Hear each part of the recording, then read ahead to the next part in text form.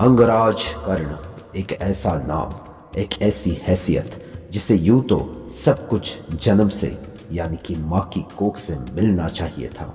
अंगराज कर्ण सबसे कुशल, सबसे ताकतवर और स्नेह भाव की समझ रखने वाले एक महान योद्धा, जिनकी गाथा कई ग्रंथों में लिखी गई है। इतना योग्य कि स्वयं भगवान श्री कृष्ण को अंगराज कर्ण की शक्ति पर नाज था।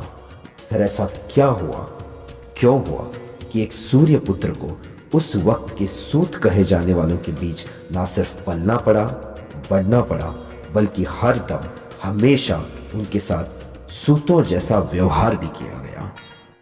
क्या कर्ण का भाग्य इतना बुरा था या बुरा था उनका प्रारब्ध? चलिए मान लेते हैं कि कर्ण का प्रारब्ध अच्छा नहीं था। फिर भी अंगराज कर्ण ने जीवन में कुछ ऐसी गलतियां की जिससे उनका भाग्य का साथ भी छूट गया। उनकी पहली गलती यह थी कि जब उन्हें यह बात नहीं मालूम थी कि वह सूर्य पुत्र है, उससे भी कई पूर्वों में यह बात हमेशा खलती रही कि कदम कदम पर उनके साथ अन्याय सिर्फ सूत पुत्र होने के कारण हो रही है। अपितु वे ये बात नजरअंदाज कर बैठे कि अन्याय से निराश ना होकर अपने बल और बुद्धि से विजय प्राप्त करने वाले को ही वीर योद्धा कहते हैं। दूसरी गलती ये थी कि उन्होंने अपने गुरु परशुराम जी से झूठ कहा कि वह ब्राह्मण है। अगर शिक्षा ही प्राप्त करनी थी तो उस वक्त संसार में और भी अच्छे गुरुवर्य थे। ये कहीं ना कहीं अंगराज कर्ण का ही अहंकार था कि उन्हें सर्वश्रेष्ठ गुरु से ही विद्या प्राप्त करनी थी, पर वे शायद ये बात भूल गए थे कि विद्या की नींव हमेशा सच्चाई से होती है। उनकी तीसरी गलती ये थी कि उनके परम मित्र दुर्योधन ने उन्हें वो सब कुछ दिया था जिसकी अंगराज कर्ण सिर्फ चाह कर सकते थे।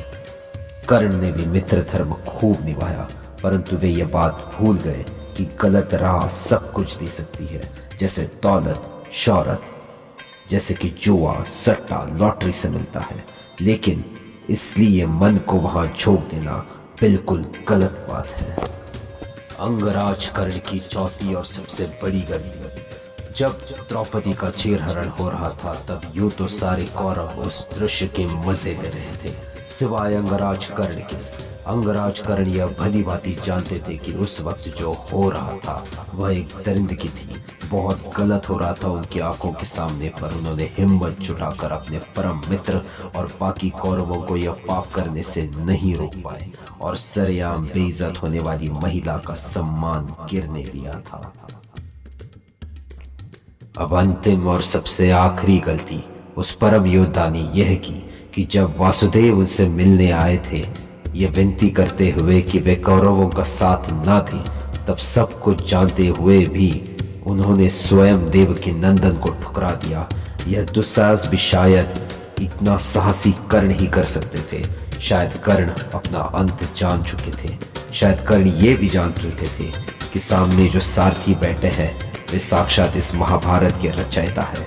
लेकिन कर्ण ने अपनी गलती सुधारने का आखिरी मौका अपने जीवन में हुए अन्याय के चलते ठुकरा दिया और महाभारत में सबसे योग्य बड़े भाई को अपने ही छोटे भाई के हाथों समाप्त होना पड़ा। उस दिन सूर्यास्त भी कुछ ऐसे हुआ मानो जैसे सूर्य की हार हुई हो।